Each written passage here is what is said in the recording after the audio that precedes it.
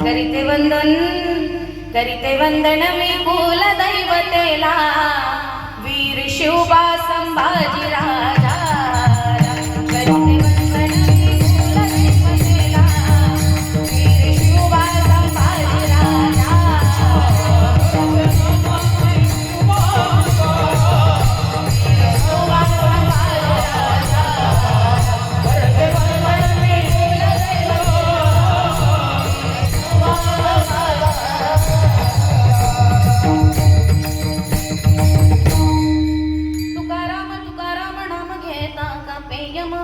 धन्य तुकोबा समर्थ जेने केला हा पुरुषार्थ. आज या ठिकाणी प्राप्तस्थळी प्राप्त प्रसंगी कीर्तन रूपी सेवेकरता घेतलेला अभंग जे तुकोबराय आपण आता डोक्यावरती घेऊन नाचतोय त्या तुकोबरायांनी अगणित त्रास सहन केलाय आपल्या पदरामध्ये अभंग टाकण्यासाठी. आणि अभंग लिहित असताना अभंग लिहिण्याचा अधिकार तुम्हाला नाही म्हणणारे रामेश्वर भट्टांचा 4 चरणाचा तुकाराम महाराजांचं महत्व सांगणारा अभंग सेवेकरता घेतलेला आहे. विठ्ठल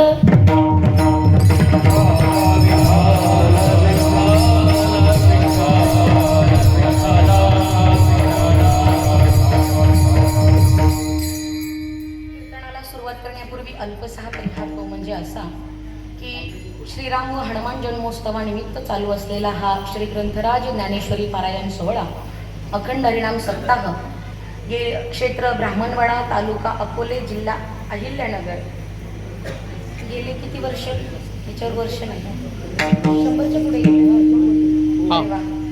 100 वर्ष पूर्ण होऊन पुढे गेलेला हा सप्ताह.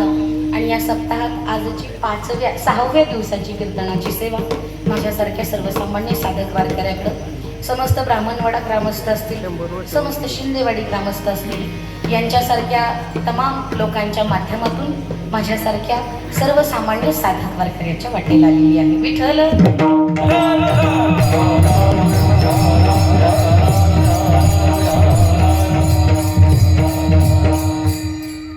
अभंगाच्या माध्यमातून महाराज सांगतात तुकाराम तुकाराम नाम घेता का पेयम.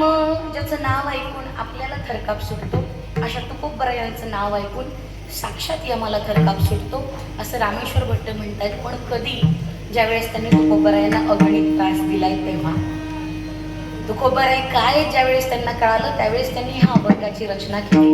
आणि रचना करताना रामेश्वर भट्ट म्हणतायत तुकाराम तुकाराम नाम घेता का पेयम.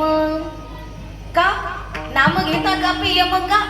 रामेश्वर भट्ट म्हणतात धन्य तुकोबा समर्थ जेने केला हा पुरुषार्थ. जगाच्या पाठीवर विविध प्रकारचे पुरुषार्थ आहेत पण तुकोबरायांनी केलेला पुरुषार्थ अद्याप कुणाला करणं जमलं नाही. म्हणून रामेश्वर भट्ट म्हणतायत की धन्य तुकोबा समर्थ जेने केला हा पुरुषार्थ. काय केला व पुरुषार्थ? जळी दगडा सहित वया तारी येल्या जैशाला. ह्या तुकोबरायांची गाथा ज्यावेळेस दगड बांधून इंद्राणीच्या डोहामध्ये बुडवली आणि ज्यावेळेस तुकोबरायांनी अनुष्ठान करून बसले आणि पंढरीश परमात्म्याला विनंती केली देवा तुझी प्रामाणिकपणे केलेल्या सेवेचे जर फळ मला मिळत असेल तर माझी भक्ती करून उपयोग काय?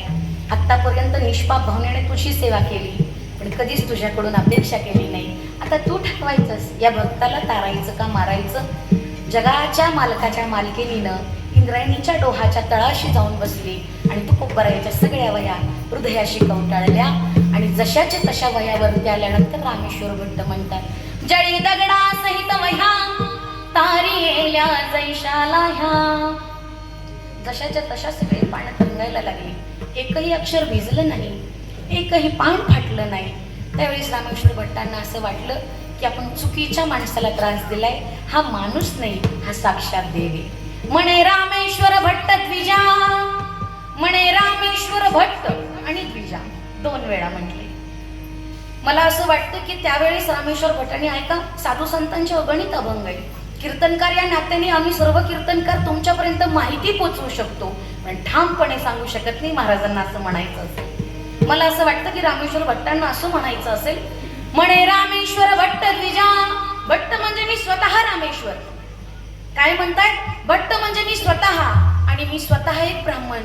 ज्या हिंदू धर्मामध्ये देवानंतर सगळ्यात प्रथम स्थान कोणाला आहे पूजनीय स्थान कोणाला आहे तर ते ब्राह्मणांना आहे आणि ब्राह्मणीय नात्याने म्हणे रामेश्वर भट्ट द्विजा हे फक्त माझ्यापुरतं मर्यादित न ठेवता सकळ ब्राह्मणांच्या वतीने म्हणे रामेश्वर भट्ट द्विजा तुका विष्णू नाही तुझ्या. तुकाराम महाराज म्हणजे साक्षात भगवान परमात्मा आहे आणि भगवान परमात्मा म्हणजे साक्षात तुकोबर आहे. हा झाला अभंगाचा सरळ सरळ भावार्थ. विठ्ठल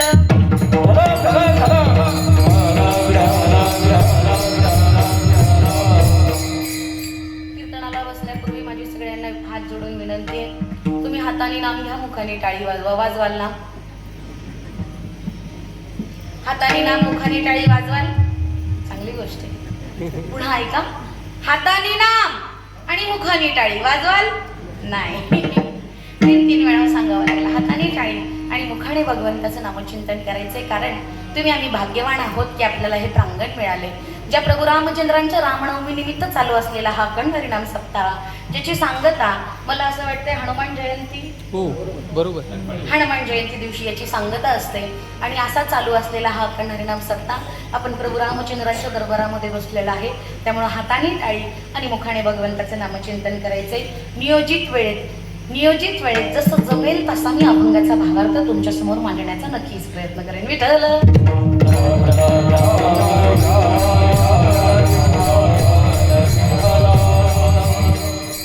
कोण तुकोबर आहे? खरे तुकोबर आहे अजूनपर्यंत आम्हाला कळालीच नाही. तुकोबरायांना अगणित त्रास दिला लोकांनी, इतका त्रास दिला की तो त्रास सहन करत करत भगवंताचं नामचिंतन सोडलं नाही. अशी तुकोबर आहे. एकदा चिंतामण देवांना असं वाटलं की संपूर्ण महाराष्ट्रभर तुकोबरायांची ख्याती आहे. चिंतामण देव म्हणजे ज्यांच्यासोबत साक्षात गणपती बाप्पा बोलत होते असे चिंतामण देव. जगभर सगळ्या तुकाराम महाराजांची ख्याती आहे. देहू ठिकाणी जावं आणि तुकाराम महाराजांना भेटावं म्हणून देहूच्या ठिकाणी गेलेत आणि तुकाराम महाराजांना भेटण्यासाठी गेलेत. तर एका माणसाची गाढवावरती बसून धिंड काढली होती. उलट बसवलं होतं, हातातोंडाला पायाला काळं फासलं होतं. मी धिंड काढली. चिंतामण देवांनी लोकांना विचारलं, हे कोण आहेत? हे तुकाराम महाराज आहेत ज्यांच्यासोबत साक्षात गणपती बाप्पा बोलतायत. ते चिंतामण देव म्हणतात, मी अशा माणसाला भेटायला आलो ज्या माणसाला लोकांनी गाढवावरती बसवले, तोंडाला काळं फासलंय आणि धिंड काढायला सुरुवात केली. चिंतामण देव तुकोबरायांकडे गेले. म्हणले, तुकोबराय मी तुम्हाला भेटायला आलोय आणि तुम्हाला लोकांनी गाढवावरती बसवले, तुम्हाला काहीच वाटत नाही का? त्यावेळेस तुकाराम महाराज म्हणतात, यांचा आनंद मला गाढवावर बसवण्यात असेल तर मी यांच्या आनंदासोबत आहे. यांच्या सगळ्यांच्या आशीर्वादाने भगवान परमात्म्याच्या कृपेने 4 गल्ल्या फिरून झाल्यात महाराज. शेवटच्या 2 गल्ल्या बाकी आहेत. ह्यांच्या समाधानासाठी फिरू द्या, आपण निवांत बोलून बसू. असे तुकोबर आहेत. हातपाय धुतले आणि तुकोबर आहे त्यांच्या ओसरीवरती बसले. चिंतामण देव तुकोबरांना विचारतात, का हो तुकोबा, तुम्हाला जगाने इतका त्रास दिला, गाढवावरती बसवणं आणि धिंड काढणं एवढं सोपं नाहीये. स्वाभिमानाला धक्का लागण्यासारखं येते, इब्रतीला धक्का लागण्यासारखं येते. तुम्ही सहन कसं काय केलं? त्यावेळेस तुकोबराय म्हणतायत की जगाच्या कल्याणा संतांच्या विरुद्ध. त्यांना आवडतंय ना, असू द्या, काही हरकत नाही. बरं तुम्ही असं म्हणलात की 2 गल्ल्या फिरून होईपर्यंत थांबा, तोपर्यंत मी तुमची सगळी हिस्ट्री जिओग्राफी काढली. कोण म्हणताय? चिंतामण देव. त्यावेळेस लोक म्हणतायत, दिवस रात्र भजन करता तुमची एक पत्नी अण्णा करता गेली. अहो एवढंच काय, तुमचा मुलगा गेला, तुमची सावकारकी बुडाली, तुमचा भाऊ गेला. तुम्ही देवाची एवढी भक्ती करता, मग कधी देवाला काही मागावंसं वाटलं नाही का तुम्हाला? त्यावेळेस तुकोबराय म्हणतात, मी देवाला का मागायचं? म्हणजे तुम्ही देवाला मागू नका, पण त्याला काळजी पाहिजे ना. अहो माझ्यासोबत साक्षात गणपती बाप्पा बोलताय. हरी का चिंतन, मेरी चिंता हरी करे. मी त्याचं चिंतन करणार, माझी चिंता त्याने करायची. अहो हे सगळं ठीक आहे, पण घर संसार प्रपंच काहीतरी बघितलं पाहिजे का नको? त्यावेळेस तुकोबराय म्हणतात, घर संसार प्रपंच फाटका असणं किंवा नेटका असणं हे कर्माच्या अधीन आहे, हे देवाच्या अधीन नाही. हे कर्माच्या अधीन आहे. कर्माने देवाला सुट्टी नाही दिली. मी तर लई साधा माणूस आहे, बरोबर आहे का? कर्माने देवाला सुट्टी दिली नाही. ज्या प्रभू कर्म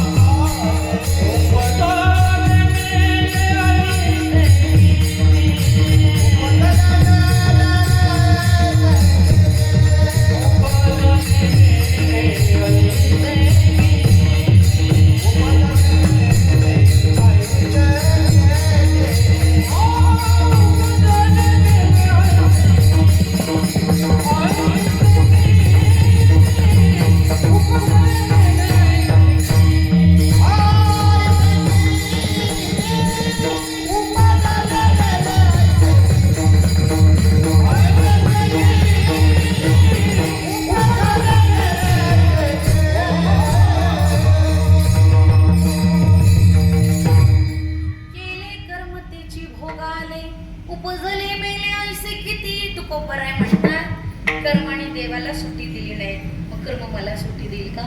ज्या प्रभू रामचंद्रांच्या रामनवमी निमित्त हा अखंड हरिनाम सप्ताह आहे त्या प्रभू रामचंद्रांना अवघ्या 10 मिनिटात गादीवरती बसायचं होतं. कुठे जावं लागलंय? वनवासाला जावं लागलंय. ज्ञानोबरायाने त्याचं वर्णन केलंय त्यांच्या अभंगामध्ये आणि ज्ञानोबराय त्या अभंगामध्ये म्हणतात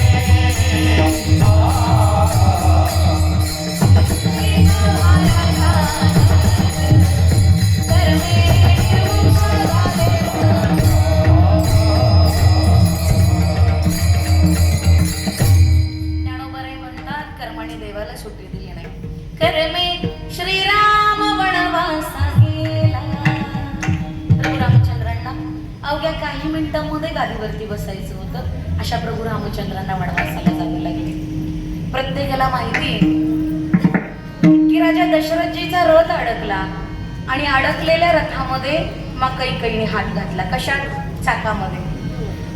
चाकामध्ये हात घातला आणि रथ थांबला. कैकेयीचा हात वज्राचा होता पण कैकेयीचा हात वज्राचा झाला कसा महाराज? लहानपणी खेळताना साधूच्या तोंडावरती काळं फसलं आणि निघून गेल्या. साधू म्हटले की ज्याने कोणी माझ्या तोंडावरती काळं फसले त्याचा हात वज्राचा होईल. मग कैकेयीचा हात वज्राचा झाला आणि वज्राचा हात कैकेयीने रथाच्या चाकामध्ये घातला. राजा दशरथजी म्हटले कैकेयी तुझ्यामुळे माझं प्राण वाचले, तुला काय पाहिजे माग. हुशार असणारी कैकेयी म्हटली वेळ आल्यानंतर मागे. संधीचं सोनं केलं. एका वराने भरताला गादी मागितली आणि एका वराने प्रभू रामचंद्रांना वनवास मागितला. प्रत्येकाला असं वाटतं की मग कैकेयीने प्रभू रामचंद्रांना वनवास मागितला म्हणजे कैकेयी ही सावत्र राही. जन्मदाती आई मा कौसल्या पण कैकेयी ही सावत्र राही आणि सावत्र राही असल्यामुळे प्रभू रामचंद्रांना वनवास दिला असेल. पण ऐका, जन्मदाती आई मा कौसल्या पण काकणभर जिचं जास्त प्रेम होतं ती मा कैकेयी होती. मा कैकेयीने वनवास मागितला कारण मा कैकेयीच्या आयुष्यामध्ये एक विचित्र पात्र होतं. त्याचं नाव होतं मंथरा. आपल्या पण आयुष्यामध्ये मंथरा असते, हाताच्या अंतरावर ठेवता आली पाहिजे, नाही तर वनवास भोगावा लागणार आहे. लक्षात कर्मे श्रीराम वनवासा गेला, कर्मे दशरथ वियोगे गेला. राजा दशरथजींना 4 अंतसमयी पाणी पाजण्यासाठी कुणी सुद्धा नाही. का? श्रावण बाळाच्या आईवडिलांनी श्राप दिला होता. लग्न करून मा सीता घरामध्ये आल्या आणि मा कोलांडून घरामध्ये आल्या. 3 दिवस मा सीता उपवाशी होत्या. उपवाशी असणाऱ्या मा सीतेला ह्या सगळ्या सासवा सगळ्या जावा विचारायला गेला की मा सीता तुम्ही जेवण का करत नाही, तुम्ही पाणी का पित नाही? त्यावेळेस मा सीता म्हणतात की ज्या घरामध्ये ब्राह्मणाचं पोरं मोठं पोरगं मारले त्या घरातलं मी पाणी सुद्धा पिणार नाही. सगळ्यांनी विचार करायला सुरुवात केली आपण आपल्या राजाचं घर, आपल्या घरामध्ये कसं काय हे होईल? प्रभू रामचंद्र राजा दशरथजीकडे गेले. महाराज स्वर सोडून दे. प्रभू रामचंद्र राजा दशरथजीकडे गेले आणि दशरथजीकडे राजा गेल्याच्या नंतर रामप्रभू म्हणतात की मा सीता काहीच खायला तयार नाही कारण ते असं म्हणतात की तुमच्या घरामध्ये ब्राह्मणाचं पोरं कोणतं पोरगं मारले. बाबा माझ्याकडून अशी चूक कधी झाली नाही. राजा दशरथजींनी कबूल केलं, बाळा माझ्याकडून अशी चूक झाली आहे. काय? श्रावण बाळाला माझ्याकडून बाण लागलाय. बरं तो चुकून लागलाय, जाणून बुजून लागलाय का?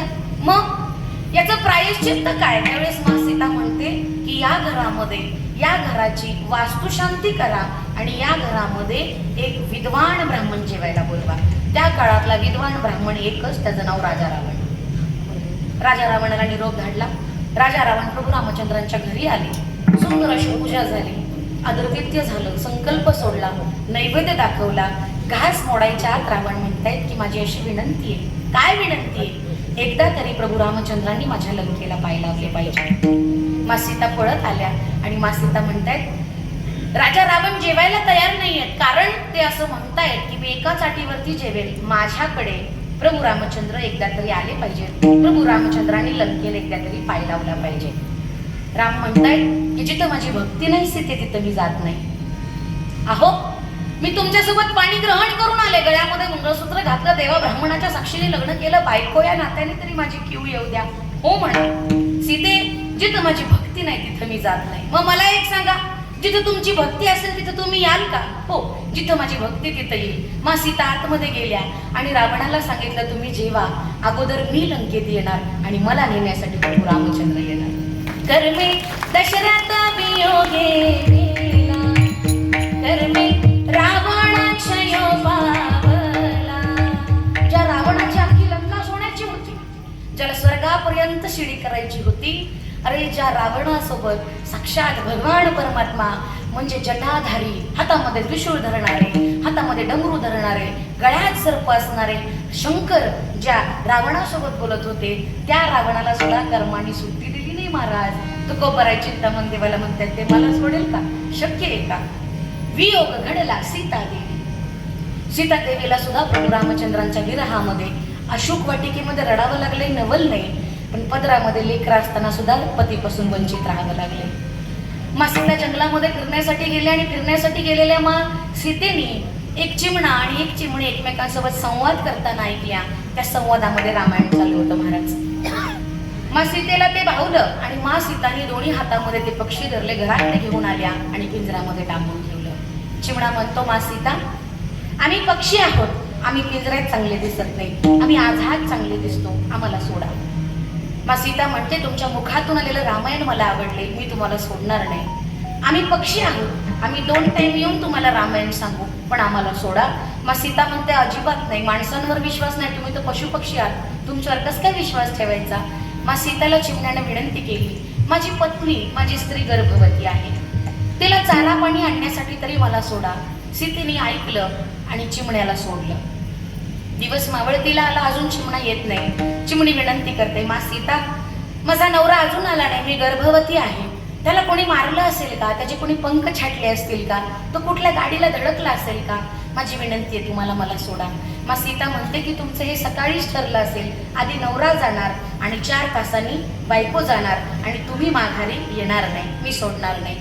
मा सीता, पुढच्या 10 मिनिटात जर तुम्ही मला सोडलं नाही तर मी माझा इथंच देह त्याग करेन, अशी चिमणी म्हणते.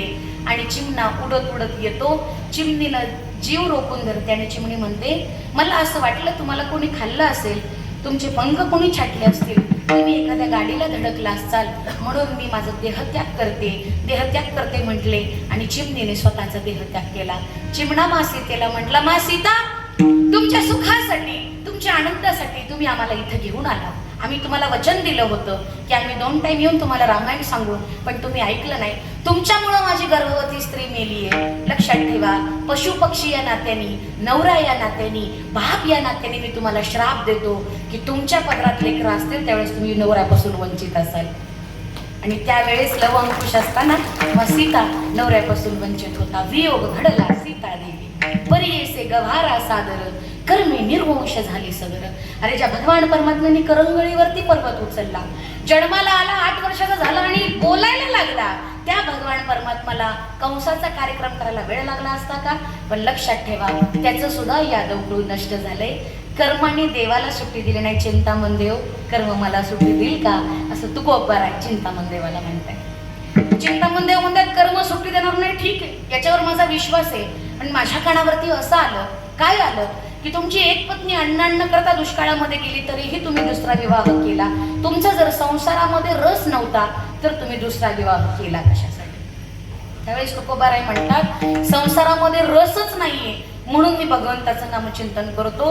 तुकोबारायांनी याच्यासाठी गोड अभंग लिहिला आणि त्या अभंगामध्ये तुकाराम महाराज म्हणतात संसाराच्या अंगी अवघीच व्यसनी आम्ही या कीर्तने शुद्ध झालो. आम्ही या कीर्तने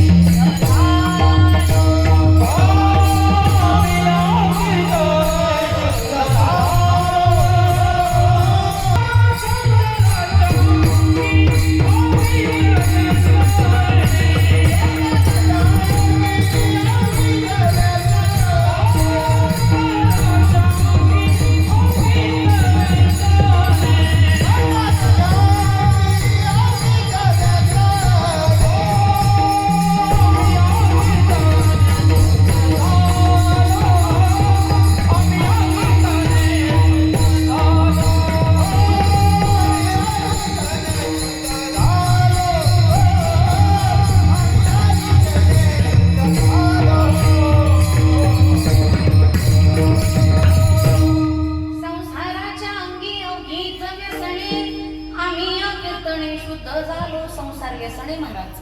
कोणतं व्यसन आहे? चहापत्तीला लागणारा पैसा कमवणं व्यसन आहे. पोटापुरती चहापत्ती भेटल्यावर माणूस समाधानी राहत नाही. माणूस असा विचार करतो की पुढच्या महिन्यात पण चहापत्ती लागणारे व्यसन आहे, पैसे कमवावे लागणारे. जास्त पैसे आहेत ते खर्च करावे लागतात हे व्यसन आहे. कमी पैसे आहेत आता खर्चू काय हे देखील व्यसन आहे. लक्षात ठेवा किती मोठी व्यसन आहेत संसारामध्ये. व्यसन म्हणजे फक्त त्याच पद्धतीचं नाहीये, संसार सुद्धा एक व्यसन आहे. आणि महाराज म्हणतात हे व्यसन आहे म्हणून आम्ही कीर्तनाने शुद्ध झालोय, म्हणून आम्ही कीर्तन करतोय. चिंतामण देवांना आश्चर्य वाटलं की ज्या तुकोबारायांना मी भेटायला आलो ते तुकोबाराय साक्षात भगवान परमात्मा आहे. आयुष्यामध्ये इतकी अवहेलना झाली, लोकांनी अगणित त्रास दिला तरी देवाचं नाव सोडलं नाही. त्या उलट आपल्या आयुष्यामध्ये जर अडचणी आल्या, आपल्या आयुष्यामध्ये जर संकट आलं तर आपण महिना देवपूजा करत नाही. देवाने आमचं काय केलं? वाटोळं केलं. मोकळा आहे देव तुमचं वाटोळं कराय, त्याला काही काम नाही दुसरं नाही ना महाराज. कर्माच्या अधीन हे सगळे. मी इतक्या उशीर कर्मानं देवाला सुट्टी दिली नाही, कर्म आपल्यालाही सुट्टी देणार नाही. पण त्या तुकोबारायांना तुकाराम राहण्यापर्यंत मर्यादित न जाता तुकाराम महाराज झाले. ते फक्त तुकोबा नाही राहिले, ते तुकाराम महाराज झाले. आणि अशा तुकाराम महाराजांचं नाव घेतल्यानंतर ज्याला खरकाप सुटतो रामेश्वर भट्ट त्याचं वर्णन अभंगाच्या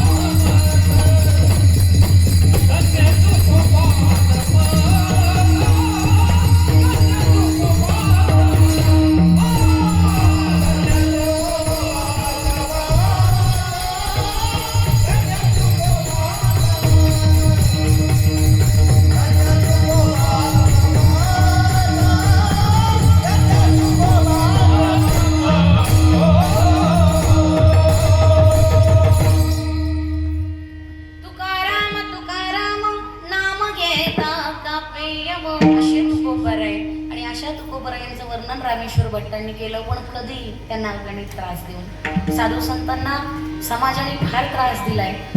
लक्षात ठेवा, दगडाला सुद्धा देवपण येतं, पण त्याच्यासाठी टाक्याचे घाव सोसावे लागतात. माझ्या तुकोबरायांनी जर घाव सोसले नसते तर पवित्र गाथा आपल्या पदरात पडली नसती. माझ्या ज्ञानोबरायांनी घाव सोसले नसते तर पवित्र ज्ञानेश्वरी आपल्या पदरामध्ये पडली नसती. ज्ञानेश्वर महाराजांच्या ज्ञानेश्वरीमध्ये एक गोड ओवी आहे आणि त्या ओवीमध्ये महाराज म्हणतात की माणसानं काय बोलावं हे कळलं पाहिजे. साच आणि मवाळ मिथिले आणि रसाळ शब्द जैसे कल्लोळ अमृताचे. गोड बोललं पाहिजे माणसाने. तुम्ही बोलल्यानंतर बघा, गोड बोलणं वेगळं आणि गोड बोलणारा वेगळा, त्याच्यात फरक आहे महाराज. चाणक्याची नीती आहे, जी माणसं प्रमाणापेक्षा जास्त गोड बोलतात ती कधी तुम्हाला धोका देतील कळत नाही. स्पष्ट वक्ती माणसं हृदयाने स्वच्छ असतात. पण ज्ञानोबराय म्हणतात असं मवाळ बोला की तुमचं बोलणं लोकांना आवडलं पाहिजे, तुमचं गोड बोलणं लोकांना कळलं नाही पाहिजे. तुम्ही पुढे गेल्यानंतर तुमच्या मागं लोकांनी तुम्हाला गोड बोले असं नाव नाही ठेवलं पाहिजे. साच आणि मवाळ मिथिले आणि रसाळ शब्द जैसे कल्लोळ अमृताचे. ज्ञानोबरायांनी सांगितले काय बोललं पाहिजे ते कळलं पाहिजे. एक माणूस फार आजारी होता. आजारी माणसाला तपासायला घरी डॉक्टर आले. डॉक्टरांनी आजारी माणसाला तपासलं. डॉक्टरांनी त्याला सांगितलं की चांगलं खात जा. काय सांगितलं? काय सांगितलं? मी पण तेच सांगते, चांगलं खात जा. माझा मुद्दा तोच, चांगलं खात जा. काय खायचं डॉक्टर? हिरव्या पालेभाज्या खा, पंचरत्नाची भाकरी खा, वरण खा, फ्रुट्स खा, ड्राय फ्रुट्स खा. बायको आतमध्ये स्वयंपाक करत होती. पळत पळत बाहेर आली. म्हणजे डॉक्टर सांगा सांगा म्हणली, सांगून कंटाळले. चांगलं खा, चांगलं खा. असं चांगलं नाही खाल्लं का डॉक्टर घरी बोलवायचं आणि त्याच्या मड्यावर 7-8 हजार घालायचे. साच आणि मवाळ मिथिले आणि रसाळ. एक मुलगा त्याच्या आईसोबत चालला होता. त्याला लोकांनी विचारलं, बाबा ही कोण तुझी? म्हणला ही माझ्या बापाची बायको. त्याने सरळ सांगावं नाही, माझी आई आहे, ही माझी मातृत्व जन्मदाती आई आहे. काय बोलायचं हे ज्ञानोबरायांनी ज्ञानेश्वरीमध्ये सांगितले, पण महाराज आपण उघडून बघितले पाहिजे.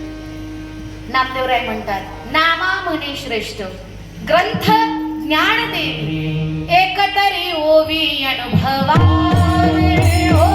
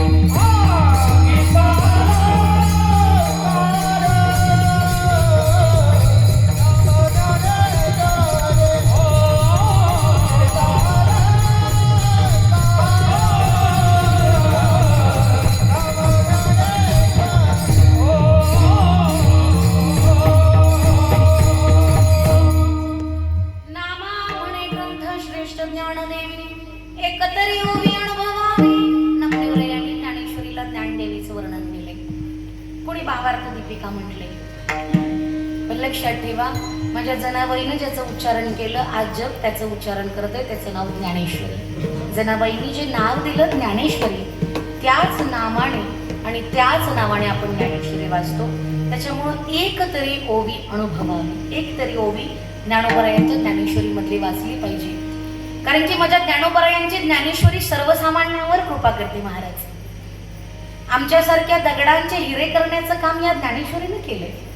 आमच्यासारख्या दगडांचं हिरे करण्याचं काम या साधू संतांच्या सकळ संत मांडी आळीने केलंय. लक्षात ठेवा, इतकं दिलंय संतांनी आपल्याला. पण तुझं आहे तुझं पाशी परी तू जागा चुकलाशी. साधू संतांनी दिलेलं सारणार नाही महाराज. तरी पण आपण इकडे तिकडे भटकतोय. लक्षात ठेवा, साधू संतांचं जे दिलेलं वाङ्मय आहे ते आपण आत्मसात केलं पाहिजे. तुकोबरायांचं नाव घेतल्यानंतर साक्षात आम्हाला थरकाप सुटतो. कारण ज्यावेळेस तुकोबराय गडावरती डोंगरावरती महाराज स्वर सोडून ज्यावेळेस गायन करू ना तेव्हा स्वर ओढा. हा आता सोडा. ज्यावेळेस महाराज डोंगरावरती भजन करत होते, अभंग लिहत होते आणि अभंग लिहत असताना एक स्त्री आली आणि तुकोबरायांच्या पाया पडली. तुकोबरायांच्या पाया पडल्याच्या नंतर तुकोबराय म्हणतात, माता तुम्ही कोण? काय नाही, चालत चालत आले. अगदी मध्यम वयाची स्त्री, म्हणजे तरुणही नाही म्हातारीही नाही, अशी मध्यम वयाची स्त्री चालत चालत आले. मग तुकोबरायांनी कुठून आलात, कसं आलात विचारायला सुरुवात केली. या स्त्रीने देखील विचारलं, तुम्ही कुठले, कुठून आलात, इथं काय करताय? त्यावेळेस तुकोबराय म्हटले, भगवंताचं नामचिंतन करण्यासाठी असं डोंगरामध्येच यावं लागतं, त्याच्याशिवाय भगवंताचं नामचिंतन होत नाही. घरी कोण कोण? घरी बरीच मंडळी आहे, बायको आहे. काय झालं? बायको आजारी आहे. काय झालं बायकोला? गर्भवती आहे, पायामध्ये काटा रुतला. काटा काढायला साक्षात भगवान परमात्मा आला होता, काटा रुतला, आता तिला काही काम होत नाही. ती म्हटली, दादा मी अशीच वनवन हिंडते, मी करू का महिनाभर तुमच्या घरी काम? तुमच्या बायकोला असंही काय होत नाही, मी करू का महिनाभर तुमच्या घरी काम? तुकोबरायांनी लोटांगण घातलं त्या स्त्रीच्या पायावरती आणि तुकोबराय म्हटले, देवासारख्या धावून आला. ती आलेली स्त्री साक्षात भगवान परमात्म्याची बायको होती. ती सर्वसामान्य स्त्री नव्हती. घरी गेली आणि झोपलेल्या जिजाबाईंना आवाज न देता गोड असा सुंदर सुग्रा स्वयंपाक केला. आणि धूर कुठून येतोय म्हणून ज्यावेळेस जिजाबाई लक्ष गेलं त्यावेळेस त्या उठल्या, हाताला धरलं आणि बाहेर काढलं. कोण ग तू? माझ्या पायामध्ये काटा मोडला म्हणून तुकोबरायने दुसरं लग्न केलं का काय? देवाच्या बायकोला हाताला धरले आणि ओढले महाराज बाहेर. त्यावेळेस ती स्त्री सांगते, मी डोंगरावरती गेले होते. तुकोबरायांना म्हटलं मी अशीच वनवन हिंडत असते. तुकोबरायांना मी म्हटलं तुमच्या घरी महिनाभर राहून सेवा करू का? तुकोबराय हो म्हणले आणि तुमची परिस्थिती नाही स्वयंपाक करण्यासारखी म्हणून मी सेवा करण्यासाठी आले. माफी मागितली जिजाबाईने आणि स्वयंपाक करते ब्रह्मांड नायकाची बायको आणि तुकाराम महाराजांची बायको पुढे बसली. चर्चा करायला सुरुवात. तुकोबरायांची बायको म्हणते, त्या काळ्या इठेनं माझ्या नवऱ्याचं वाटोळं केलं. कुणासमोर? देवाच्या बायकोसमोर. बिचारी खाली मान घालून घालून स्वयंपाक करते, एका शब्दाने सुद्धा काही बोलले नाही. त्याचं कारण आहे, ज्यावेळेस जनाबाईला मदत करण्यासाठी देव जात होते त्यावेळेस तिने विचारलं, तुमचं कारण काय हो? ह्या भक्ताकडे जा, त्या भक्ताकडे जा, कारण काय? त्यावेळेस सगळ्या भक्तांची भूमिका भगवान परमात्म्यांनी रखमाईला सांगितली. त्यावेळेस रखमाईनं पत्नी या नात्याने वचन दिलं होतं, धनी ज्या वेळेला तुमच्या भक्तांना गरज पडेल ना त्यावेळेस तुम्ही जा, मी तुम्हाला कधी अडवणार नाही. पण ज्या वेळेला तुम्हाला जाण्यासारखी वेळ नसेल पत्नी या नात्याने मी जाईल. शब्द पाळला आणि तुकोबरायांच्या घरी भाकरी करायला आली. जगाच्या मालकाची बायको. देवाला वाटोळं केलं म्हणली, सकाळ संध्याकाळ नुसतं विठ्ठल विठ्ठल करते. त्याला त्याचा घर प्रपंच आहे, ती रोज उठते, पंचपक्वानाचं जेवण खाते, पंचामृतानं आंघोळ करते. त्याची बायको हिरव्या साड्या नेसते, जरीच्या साड्या नेसते आणि माझ्या आयुष्याचं वाटोळं केलं. देवाची बायको हे सगळं ऐकते. तरी सुद्धा एक महिना तुकोबरायांच्या घरी देवाच्या बायकोने स्वयंपाक केलाय. महाराज हे इतकं सोपं नाहीये. त्याच्यासाठी जो तुकाराम महाराजांनी पुरुषार्थ केलाय तो अभंगाच्या दुसऱ्याच्या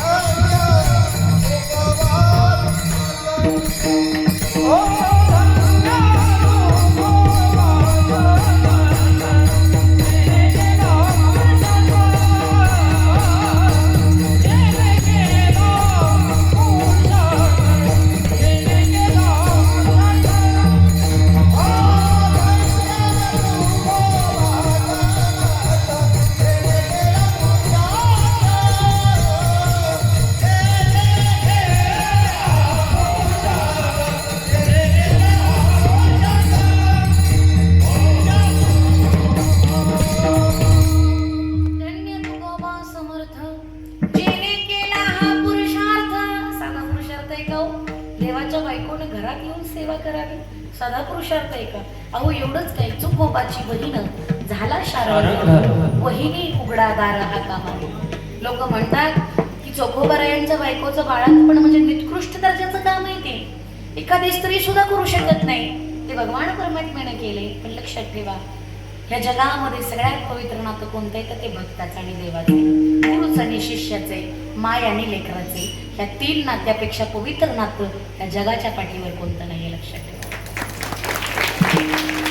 चोखोबारायांच्या वडिलांची वारी वृद्धापकाळाने हातपाय थकले आणि हातपाय थकलेल्या चोखोबारायांच्या वडिलांनी चोखोबारायांना सांगितलं, चोखा आता माझी वारी तू चालवायचीस, आता माझे हातपाय चालत नाहीत राजा, आता माझी वारी तू चालवायची. चोखोबाराय वारीला गेले आणि वृद्धापकाळाने थकलेल्या चोखोबारायांचा सगळा विधी अंथरुणावरती होत होता.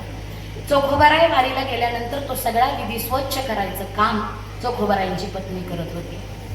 चोखोबारायांच्या वडिलांनी भगवान परमात्म्याला विनंती केली, देवा अरे मी कधीच तुझ्याकडून कुठल्या गोष्टीची अपेक्षा केली नाही, निष्पाप वारी केली, पण माझी विनंती आहे देवा, माझ्या चोखावर कधी वेळ येईल ना देवा, तू धावत यायचेस. म्हणून चोखोबाची बहीण झाला शारंगर, वहिनी उघडा दार हाका मारे. अरे हा केवढा मोठा पुरुषार्थ आहे की जगाच्या मालकाच्या मालकिनीने तुकोबारायांच्या घरी भांडी घासावी, तुकोबारायांच्या घरी स्वयंपाक करावा.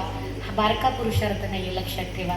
तुकोबारायांनी बराच त्रास सहन केला पण देवाचं नाव सोडलं नाही. तुम्ही आम्ही नशीबवान आहे की आपल्याला देवाचं नाम, देवाची परंपरा, देवाचा वारसा जुन्या लोकांच्याकडून भेटलाय. जुनी लोक कुठे शिकायला गेली होती का? नाही ना, कुठे शिकायला गेली महाराज. हा काही लोक हार्मोनियम वाजवतात, आता हे बाबा हार्मोनियम वाजवतात, हे काही कुठे शिकायला गेले असतील का? आता आपण शिकतोय, हे कुठे शिकायला नाही गेले महाराज. जुनी माणसं फार प्रेमळ होती. मी जिथं जाईल तिथं कीर्तनामध्ये सांगते की म्हातारी माणसं जपा, कारण की इथून पुढं म्हातारं माणूस आता औषधाला बघायला मिळणार नाही. 100 वर्ष आयुष्य कलियुगामध्ये होतं. आता पण आपण कलियुगामध्ये आहे, पण 70च्या वर जगला तर नशीबवान म्हणायचं. शक्य नाही म्हातारी माणसं जगा. कुठं गेली हो ही म्हातारी माणसं? ही म्हातारी माणसं शिक्षणासाठी कुठे गेली तर तुमच्या आमच्यासारख्या पदरामध्ये परमार्थ टाकला. लक्षात ठेवा, मी स्वतःला भाग्यवान समजते की अशा परंपरेमध्ये माझा जन्म झाला की माझ्या आजोबांनी माझ्या वडिलाला काकेवरती घेतलंय महाराज, हार्मोनियम डोक्यावरती घेतले आणि 30 किलोमीटर चालत जाऊन कीर्तन केले. त्या परंपरेचा आशीर्वाद म्हणून मी कीर्तन करेन. त्यांनी जे दिलंय ना ते पुढे चालवायचं काम केलं. म्हातारी माणसं पाहिजेत बघा. साठी आणि बुद्धी, म्हातारी माणसं आणि लहान पोरं एकसारखी. लहान पोरं ऐकतात का कोणाचं? मग म्हातारीही ऐकत नाही, पण ती प्रेमळ असतात. लक्षात ठेवा, घरातलं म्हातारं माणूस म्हणजे घराचं कुलूप असतं. आम्हाला फार कमी वयामध्ये आजी आजोबांपासून वंचित राहावं लागतं, व्हावं लागलं. कीर्तनावरून जाईपर्यंत माझी आजी जागी असायची. पहाटे 4 जरी वाजल्या तरी ती जागी असायची. पोरगी घरात घ्यायची म्हणजे मला घरात घ्यायची आणि ती झोपायची. पण आम्ही कम नशिबी, आम्हाला आजी आजोबांचं प्रेम फार काही मिळालं नाही. पण ज्यांना मिळलंय त्यांनी जपा. म्हातारी माणसं घरामध्ये पाहिजे. एका मुलाचे लग्न जमले. लग्न जमलेल्या मुलांनी सगळे गेले तिकडे वराडी आणि तिकडे गेल्याच्या नंतर लग्न वगैरे जमलं. मुलीकडच्यांनी आड घातली. कीर्तन नावाची अवस्था आहे ना, ती मनाच्या अवस्थेसाठी, कानाच्या अवस्थेसाठी नाही. महाराज कीर्तन मनासाठी केलं पाहिजे. माझे गुरुवर्य मला नेहमी म्हणायचे, मनीषा तुझं कीर्तन देवाला आवडलं पाहिजे. देवाला आवडलं का लोकाला आवडते? देवाला आवडायसाठी कीर्तन करायचं. बाबा म्हणले का नको म्हातारा माणूस ऐकायलाच तयार नाही. ते म्हणले मी काय जरी झालं तरी लग्नाला येणार. पोरं म्हणली जाऊ द्या, त्याला लक्झरीच्या डिकीट टाका, खायला प्यायला त्या लक्झरीच्या डिकीट द्या, चला ते म्हातारा घेऊन. म्हातारा घेऊन लग्नाला गेले. म्हातारा डिकीटच, त्याला सांगितलं होतं खाली उतरायचं नाही, म्हातारा डिकीटच. नवरदेवाचं आदर ते केलं. सुंदर असं हळद साखरपुडा झाला, सुपारी झाली, हळद झाली. नवरदेव श्रीमंताला गेला, माघारी आला. मावळ्याने घोड्याच्या पायावर पाणी टाकायला आल्या आणि वर बाप म्हणला लग्न मोडलं. पोरांची चर्चा, म्हातारा आणलेलं कळलंय का काय? लग्न का मोडलं? म्हातारा आणलंय का कळलंय काय? ते म्हणले लग्न मोडलं. अहो कारण तरी सांगा. म्हणले आमच्या घराच्या बाजूला जी नदी वाहते ती नदी पाण्यानं न वाहता दुधानं वाहिली पाहिजे. आता अकोल्या जिल्ह्याचं दूध वचलं तरी वाहील का? शक्य आहे का? नाही ना शक्य. सगळ्या पोरांनी खाली तोंड घातली, गाडीत बसली. म्हातारं म्हणलं लगीन झाल्यावर फटाकडं फुटतात. बँड वाजतो, टाळ्या वाजतात, यांचा कशाचाच कालवा नाही. आणि इतक्या लवकर गाड्या कशा काय माघारी फिरल्या, कारण की नवरी गाडा एक तास जातो, इतक्या लवकर माघारी गाड्या कशा काय फिरल्या. पोरं म्हणले ते म्हातारं बाहेर काढा, मेलं बिलं तर भरून द्यायला आपल्याकडे म्हातारं बी नाही. मग ते म्हातारं बाहेर काढलं, म्हातारं म्हणलं का रे बाबा नवरी कुठे? मला लग्न मोडलं. का लग्न मोडलं? मला नवरीकडचे असे म्हणतात की आमच्या घरानं जी नदी वाहते ती नदी पाण्यानं न वाहता दुधानं वाहिली पाहिजे. म्हातारा म्हणलं जावा त्यांना सांगा काळजी करू नका, तुम्ही नदी मोकळी करा, आम्ही दूध आणतो. तर मी होती म्हणून माघारी फिरली महाराज. एकच म्हातारं नेलं, लगीन जमवून आलं, त्यामुळे म्हातारी माणसं असतं. म्हाताऱ्या माणसाने तुम्हाला आम्हाला दिलंय ना ते जोपासा, ते प्रेम. मला सांगा, पूर्वीच्या काळामध्ये जर एखादा पाहुणा घरी आला तर भुई असायची, फरशी असायची का? अजिबात नाही, सारवलेली भुई. ते पण आता जरशे आल्या, म्हशी पण नव्हत्या, गाई असायची, खिलार गाई असायची, बरोबर आहे का? खिलार गाईनं त्या, आम्ही त्याच्यातलं बालपण गेलंय आमचं त्याच्यामध्ये. खिलार गाईनं त्या सगळ्या ओट्या सारवायच्या. पाहुणा आला की त्याला त्याच्यावर घोंगडं टाकायचं आणि पाहुणा बसायचा. पाहुणा बसल्यानंतर आता गॅस आहे, त्यावेळेला चूल होती, बरोबर का? मग चुलीमध्ये काटक्या टाकायच्या, फार कमी प्रमाणात रॉकेल मिळायचं महाराज. मग चिमणी उघडायची, चिमणीमध्ये बुडलेली ती सुतळीची वात नुसती चुलीवर अशी झाडायची आणि काडी लावून चुल पेटवायची, बरोबर का? माझं लहानपण त्याच परिस्थितीमध्ये गेले. चहाकडेपर्यंत पाहुण्याला विचारायचं, बाबा लेकरं बाळ बरी आहेत का? पीक पाणी बरं आहे का? गुरडवर बरी आहेत का? त्याची सगळी चौकशी व्हायची. चहा चुलीवरून खाली उतरवायचा, गाळणी नसायची महाराज. बुक्की खाली बसेपर्यंत वाट बघायची आणि चहा गाळायचा. खरं आहे की नाही? चहा गाळायचा आणि चहा पीपर्यंत एकमेकांच्या सोबत संभाषण चालायचं. आताच्या पाहुण्याचा एक पाय घरात आणि एक पाय बाहेर. पाहुणा म्हणतोय बारीक पिनचा चार्जर आहे का? त्याचा फोन स्विच ऑफ झालाय ना, तो अस्वस्थ आहे. त्याला तुमची पोरं बरी आहेत का ह्याच्याशी काय? त्याला चार्जर पाहिजे महाराज. का? त्याच्याकडे मोबाईल नाही, मोबाईल स्विच ऑफ झाल्यामुळे तो अस्वस्थ आहे महाराज. पूर्वीच्या काळामध्ये म्हातारी माणसं ज्यावेळेस नातवंड घरी यायची आणि मुंबईला जायची तर अर्धा गाव सोडायला जात होता महाराज. आता पाहुणा येतो कधी आणि जातो कधी हे सुद्धा कळत नाही महाराज. जुन्या लोकांनी जे दिलंय ना ते जोपासलं पाहिजे. पूर्वीच्या बायका पहाटे 5 वाजता उठायच्या. घड्याळ होते का हो? गजर होता, अलाराम होता, काहीच नसायचं. पण कुठं तरी गावावरती टेकडावरती एक सुंदर मंदिर असायचं आणि त्या मंदिरावर रेडिओ लागायचा आणि रेडिओतून सुमधुर भक्तिगीत ऐकायला यायचं आणि त्या भक्तिगीतातनं बायका उठायचे. ते भक्तिगीत असायचे, विठ्ठला तू वेडा कुंभार, विठ्ठला तू वेडा कुंभार, माती पाणी उजेड वारा तूच मिसळशी सर्व पसारा. किती गोड असायचा. स्वार्थ जणू भिंतीवरचा आरसा बिलोरी, आपुलीच प्रतिमा होते आपुलीच वैरी, सरावल्या हाता नाही कंप का सुटावा, उघडदार देवा आता उघडदार देवा, मलयगिरीचा चंदन गंधित धूप तुला लाविला,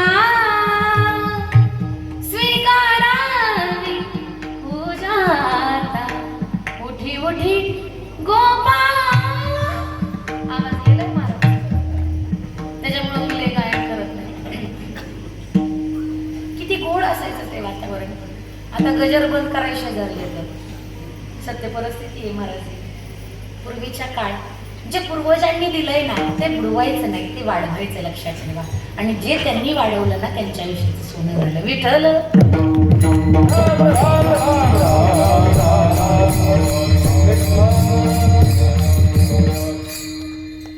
गावातली 4 माणसं तुकोबरायांना म्हणतात, तुकोबराया तुम्हाला अधिकार नाही, वेद लिहिण्याचा अधिकार फक्त ब्राह्मणांना नाही. उचला त्या वह्या आणि सगळ्याच्या सगळ्या वह्या इंद्राणीच्या डोहामध्ये टाकून द्या. अरे कोणी सांगितलं? का टाकायच्या मी वह्या? आम्हाला बाकी काही माहिती नाही. तुम्हाला अधिकार नाही, उचला त्या वह्या आणि सगळ्याच्या सगळ्या वह्या टाकून द्या. तुकोबराया रात्रभर झोपले नाही. सकाळी उठले आणि साश्रूत डोळ्यांनी सगळ्या वह्या बांधत होते महाराज. बायको विचारते, का हो सकाळी उठल्यापासून आज माझ्याशी भांडण नाही, आज मी इतकी बडबड करते त्याला उत्तर नाही, झालंय तरी काय? तो कोब्बर आहे पाठमोरी उभे आणि समोर बघून टासड्या सरळते, अश्रू सगळे गाफ्यावरती पडतात. वह्या बांधल्या, आल्याच जिजाऊ आणि वळवले तुकोबरायांना. काय झालं? रामेश्वर भट्टांनी वह्या बुडवायला सांगितले. स्वतः रामेश्वर भट्ट वह्या बुडवायला सांगायसाठी आलेच नव्हते. गावातले 4 लोक आले आणि वह्या बुडवायला सांगितले. नाव रामेश्वर भट्टांचं पुढे केलं होते, भट्ट होते. जसं मी सुरुवातीला सांगितलं, कैकेयीच्या आयुष्यात मंथरा होती, तशी भट्टांच्या आयुष्यात 4 लोक होती. त्याच्यामुळे वह्या बुडवायला लावल्या. वह्या बुडवायला लागतील. पळत पळत दारामध्ये गेल्या आणि जिजाबाई चौकटीला हात लावून, धनी ह्या वह्या मी बुडवून देणार नाही तुम्हाला. ह्या वह्यांसाठी संसाराची राखराखोळी केली आहे मी, तुळशीपत्र ठेवलंय मी संसारावर, मी तुम्हाला ह्या वह्या बुडवून देणार नाही. दिवस रात्र विठ्ठल विठ्ठल करता आता कुठं गेला देव? त्याने डोळ्यावरती पट्टी बांधली का? त्याला आता दिसत नाही का? अहो धनी, कम नशिबी मी आई. रोज रात्री मुलांनी रडावं, आई भूक लागली म्हणावं, घरामध्ये अन्नाचा तुकडा नसावा, मिठाचा खडा घ्यावा, पाण्यात बुडवावा, मुलांच्या ओठावरून फिरवावा आणि जिव्हाळ्यात चाटत माझ्या मुलांनी झोपावं. आणि कम नशिबी मी आई, वांजोटी राहिली असते तरी चाललं असतं. तुमच्यामुळं 2 लेकरं पदरात पडली आणि तुम्ही ह्या वह्या बुडवायला निघाला. अहो या वह्यांसाठी मी स्वतः, माझी लेकरं किती दिवस उपवाशी होती, तुम्ही वह्या बुडवायसाठी निघाला, मी तुम्हाला जाऊन देणार नाही. आवले बाजूला सर, जिजे बाजूला सर. रामेश्वर भट्टांनी आदेश दिलाय, वह्या बुडवाव्या लागतील. सासरू डोळ्यांनी तुकोबाराय गेले. इंद्रायणीच्या डोहामध्ये दगड बांधलाय महाराजांच्या गाथांना, महाराजांच्या वह्यांना आणि इंद्रायणीच्या डोहामध्ये सोडलाय. मी सुरुवातीलाच सांगितलं, जगाच्या मालकाच्या मालकीने मी जगाच्या मालकाला वचन दिलं होतं, धनी ज्या ज्या वेळेला तुमच्या भक्तांच्यावरती संकट येईल, पत्नी या नात्याने मी अगोदर हजर असेल. इंद्रायणीच्या डोहात जाऊन बसली जगाची मालकीन आणि त्या सगळ्या वह्या हृदयाशी कवटाळल्या. तुकोबाराय म्हणतात, देवा प्रामाणिकपणे तुझं भजन करण्याची हीच करे मला शिक्षा. इतक्या दिवस लोकांनी नावं ठेवली, मी नाही ऐकलं. बायकोनी नावं ठेवली, मी नाही ऐकलं. मी फक्त आणि फक्त तुझं भजन केलं देवा. आता मी तुला काहीच बोलणार नाही, पण मी तुला विनंती करणार आहे, मला मारायचं की तारायचं हे तू ठरवायचंस. मी काही बोलणार नाही, मी काही ठरवणार नाही, हे सगळं तू बघायचंस. आणि हे सगळं बघण्यासाठी अख्खा देहू इंद्रायणीच्या डोहावरती होता. तुकोबारायांनी डोळे बंद केलेत आणि भिंतीला टेकून उभे आहेत. एक एक एक एक एक एक कागद वरती यायला लागला महाराज. तुकोबारायांची सगळी माणसं इंद्रायणीच्या डोहामध्ये उतरली, कागद उचलायला लागली आणि म्हटले, तुकोबारायांच्या वह्या तरल्या, तुकोबारायांच्या वह्या तरल्या. रामेश्वर भट्टांनी हे सगळं बघितलं आणि हे सगळं बघितलं, स्वतःला एका बंद खोलीमध्ये डांबून ठेवलं महाराज. अख्खा देहू गाव रामेश्वर भट्टांना जागा करायला जातोय, रामेश्वर भट्ट उठत नाहीयेत. रामेश्वर भट्ट रडतायत आणि म्हणतायत, अशा देवाला मी त्रास दिला. तुकोबारायांची आरती लिहायला सुरुवात केली रामेश्वर भट्टांनी. अर्धी आरती संपली आणि शेवटचं चरण लिहत असताना बाटलीतली शाई संपली. आता शाई कुठून आणायची? दार उघडला तर समाजाला तोंड काय दावायचं? धोतरवरती केलं आणि मांडीमध्ये ते टोक खुपसले महाराज. आणि तुकोबारायांच्या आरतीचं शेवटचं चरण रामेश्वर भट्टांनी स्वतःच्या रक्ताने लिहिले. तुकाराम महाराजांना सुद्धा त्रास होता महाराज, पण त्याच्यासाठी फक्त आणि फक्त भगवंताचं नामचिंतन केलं. शेवटचं चरण लिहिलं, तुकिता तुल नैसी ब्रह्म तुकासी आले मनोनी रामेश्वरी चरणी मस्तक ठेविले, असं आरती लिहिली. आणि तुकोबारायांना बघण्यासाठी रामेश्वर भट्ट बाहेर आले आणि त्या वह्या बघितल्या.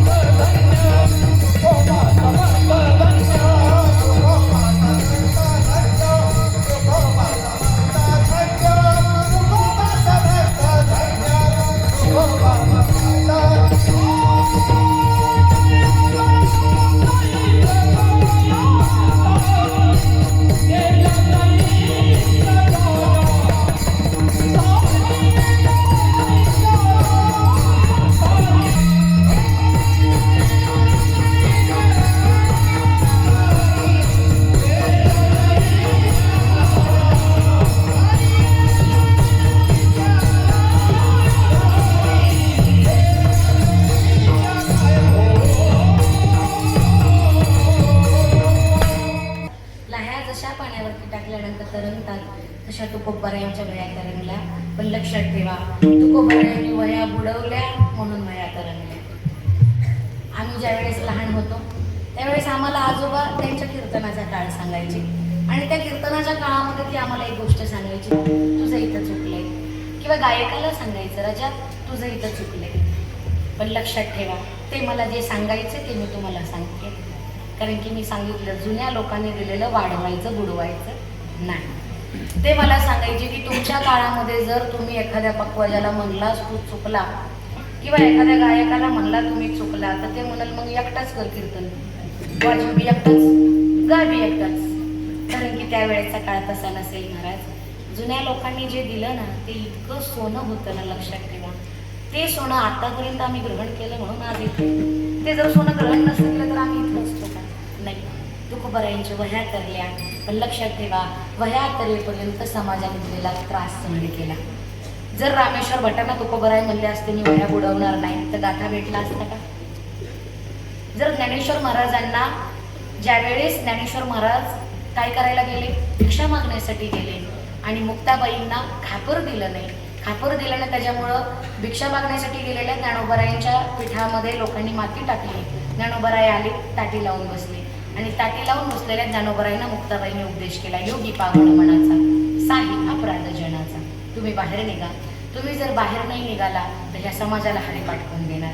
तुम्ही जर बाहेर नाही निघाला तर ह्या समाजाला ज्ञानेश्वरी कोण देणार? तुम्ही जर बाहेर नाही निघाला तर ह्या समाजाला अमृत अनुभव कोण देणार? चिमुकल्या मुक्ताबाईंनी उपदेश केला म्हणून ज्ञानेश्वरी आपल्या पदरामध्ये पडली. मंदिरावर कळसाच्या नंतर काम नाही आहे का सांगा मला? पण कळसाच्या वरही ज्यांनी पताका लहरवली, बरोबर आहे ना? मंदिरावर कळसाच्या वर काम नाही, पण कळसाच्या वर सुद्धा बहिणाबाईंनी माझ्या काय केली? पताका हे केली. लक्षात ठेवा, या वारकरी संप्रदायामध्ये महिला संतांचं अधिकतम महत्व आहे. मुक्ताबाई म्हणतात की मूळचं घर कळलं पाहिजे. गोड भाषेमध्ये वर्णन करता येईल. बाई बाई जाते ग माहेराला, बाई बाई जाते ग माहेराला, बाई बाई जाते ग माहेराला, बाई बाई जाते ग माहेराला. कोणतं माहेर? माझ्या मुळाच्या घराला, माझ्या मुळाच्या घराला, बाई बाई जाते ग माहेराला, बाई बाई जाते ग माहेराला. मोठ्या हौसेनं पतीनं केला, परी तो बोलत नाही मजला, जाऊन राहते मी त्याच्या घराला. अर्थ फार गोड आहे, लक्षात ठेवा. संसारातला नवरा नाही हा. जाऊन राहते मी त्याच्या घराला, उगाच मौनतेला, बाई बाई जाते ग माहेराला, बाई बाई जाते ग माहेराला. अशा मुक्ताबाईंनी ज्ञानदादांना ज्ञानेश्वरी लिहायला सांगितली. म्हणजे जनाबाईचा केवढा मोठा अधिकार. भगवान परमात्म्याला शिव्या देण्या इतका अधिकार, किती सकल संतांचा अधिकार आहे. या साधू संतांनी तुमच्या आमच्या पदरामध्ये ज्ञानेश्वरी, गीता, गाथा टाकली, चांगली उपासष्टी टाकली, हरिपाठ टाकला, अमृत अनुभव टाकला. पण याच्यासाठी उभं आयुष्य जाळून घेतलंय महाराज. तेव्हा आपल्या पदरामध्ये हे पडले. त्यावेळेस जर त्यांनी घर प्रपंच संसाराचा विचार केला असता तर तुमच्या आमच्या पदरामध्ये ह्या गोष्टी पडल्या नसत्या. तुकोबाराय खरे कोण आहेत हे ज्यावेळेस रामेश्वर भट्टांना कळालं त्यावेळेस रामेश्वर भट्ट म्हणले, साक्षात देव म्हणजे तुकोबाराय आणि तुकोबाराय म्हणजे देव अभंगाच्या शेवटच्या.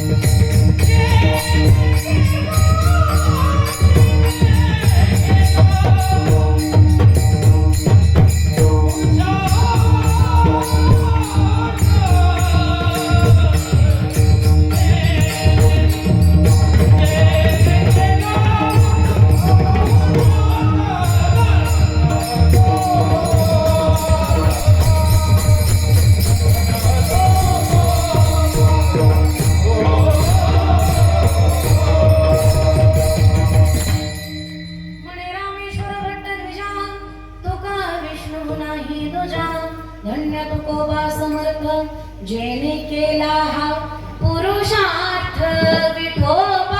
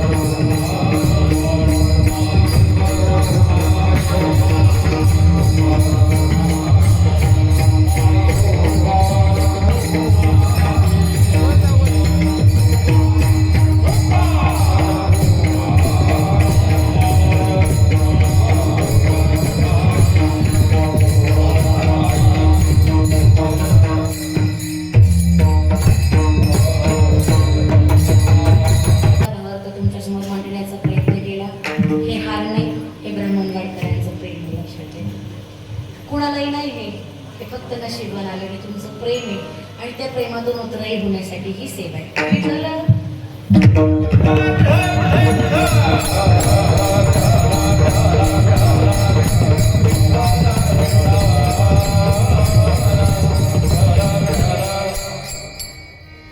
नियोजित वेळेमध्ये अभंगाचा भावार्थ तुमच्यासमोर मांडण्याचा प्रयत्न केला. कीर्तनाला लाभलेले अतिशय उत्कृष्ट गायक मी तीनही गायकांचा मनापासून आभार व्यक्त करते. अतिशय गोड तुम्ही मला साथ दिली. खरं तर माझा आवाज बसलाय पण तुम्ही लोकांनी मला साथ दिल्यामुळं अगदी छान पद्धतीने झालं. छान अशी हार्मोनियम वाजवली. बाबांचं देखील मनापासून आभार. दोन्ही मृदुंगाचार्यांचं मनापासून आभार. चौकदारांचं मनापासून आभार. सुंदर ज्यांनी बासरी वाजवली त्यांचं देखील मनापासून आभार. विणीकरी बाबांचं देखील आभार. ह्या सगळ्या मुलांचा देखील आभार. श्री मुकाबाबा वारकरी शिक्षण संस्था बदगी बेलापूर अध्यक्ष हरिभक्तपरायण निलेश महाराज बोडके शिवचरित्रकार. बाळांनो, कीर्तनाच्या माध्यमातून अख्खं कीर्तन जरी घेऊन नाही गेला तरी मी सांगते ते 4 शब्द घरी घेऊन जा. कीर्तनामध्ये टाळ वाजवण्याबरोबर नाचण्याबरोबर मुखाने चिंतन सुद्धा करायचे. 1 संस्था चालक तुम्हाला अतिशय चांगल्या पद्धतीने शिकवणार, वाद नाही. पण आजच्या दिवशी स्वतःच्या मनाला आणि प्रभू रामरायांच्या रामनवमीनिमित्त शपथ घ्या की मी महिन्यातून 1 अभंग पाठ करेन आणि आठवड्यातून 1 ओवी पाठ करेन.